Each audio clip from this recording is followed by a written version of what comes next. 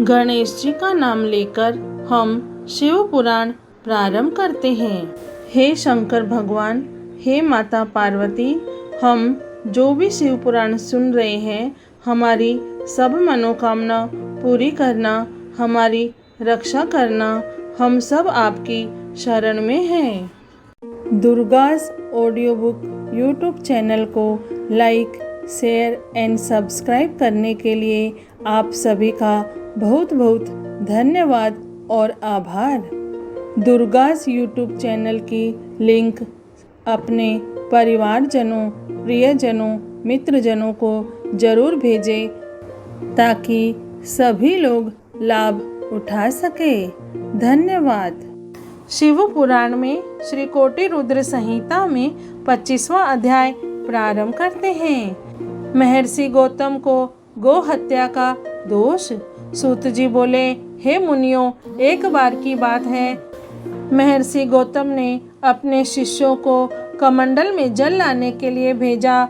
जब शिष्य जल लेने उस गड्ढे पर गए तो उस समय वहाँ कुछ ऋषि पत्नियां जल भरने आई हुई थी। उन्होंने गौतम ऋषि के शिष्यों को डांट कर बिना जल दिए ही वहाँ से भगा दिया। आश्रम जाकर शिष्यों ने सारी बातें गुरु पत्नी देवी अहिल्या को बता दी। तब देवी अहिल्या स्वयं जल भरने गई और जल लाकर अपने पति को दिया। उस दिन से स्वयं अहिल्या ही जल लेने जाने लगी। एक दिन अन्य ऋषि पत्नियों ने जानबूझकर अहिल्या से लड़ना आरंभ कर दिया और अपने घर आकर अपने पतियों से अहिल्या की झूठी शिकायत कर दी कि वह हमें जल भरने देने से मना करती है और कहती है कि यह जल तो मेरे पति को वरदान स्वरूप वरुण देव से प्राप्त हुआ है। अपनी पत्नियों की बातें सुनकर ऋषियों को बहुत क्रोध आया। गौतम ऋषि को सबक सिखाने के लिए अन्य ऋषियों ने गणपति की आराधना आरंभ कर दी। उनके पूजन से प्रसन्न होकर गणपति प्रकट हुए और वर देने के लिए कहने लगे। तब ऋषि बोले, हे विघ्न विनाशक गणपति, हम चाहते हैं कि गौतम ऋषि यहाँ से आश्रम छोड़कर किसी दूसरे स्थान पर चले जाएं। उनके यह वचन सुनकर गणेश जी बोले, गौतम ऋषि ने तो कोई अपराध नहीं किया है, फिर आप उनका बुरा क्यों चाहते हैं? आप कोई और वरदान मांग लीजिए। परंतु जब ऋषि नहीं माने तो उनका इच्छित वरदान देकर गणेश जी वहाँ से अंतर्ध्यान हो गए। गणेश जी ने अपना दिया वरदान सिद्ध करने के लिए एक गाय का रूप धारण किया और गौतम जी द्वारा लगाए गए जो खाने उनके खेत में चली गई।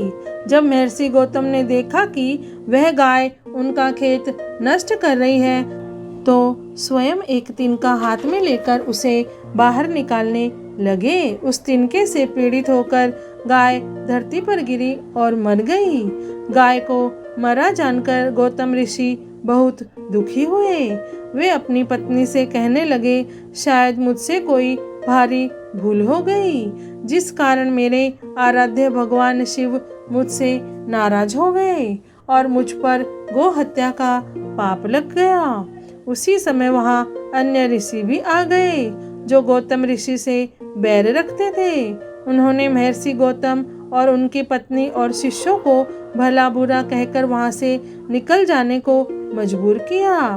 तो वे सब उस स्थान को छोड़कर वहाँ से चलने लगे। उन्होंने उन ऋषियों से पूछा कि मेरे द्वारा की गई इस गो हत्या का क्या प्रायश्चित होगा?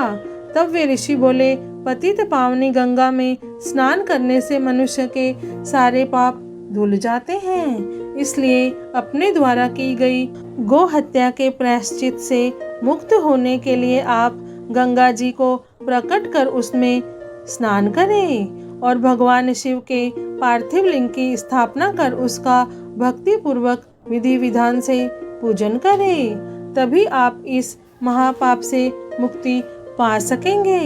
अन्य ऋषियों से पश्चाताप का मार्ग पूछकर गौतम ऋषि अपनी पत्नी और शिष्यों को साथ लेकर वहां से दूर चले गए।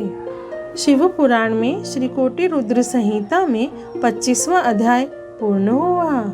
हे भोलेनाथ, हे शिव शंभु, हे माता पार्वती, आपको कोटि कोटि प्रणाम और कोटि कोटि धन्यवाद। जय भोलेनाथ।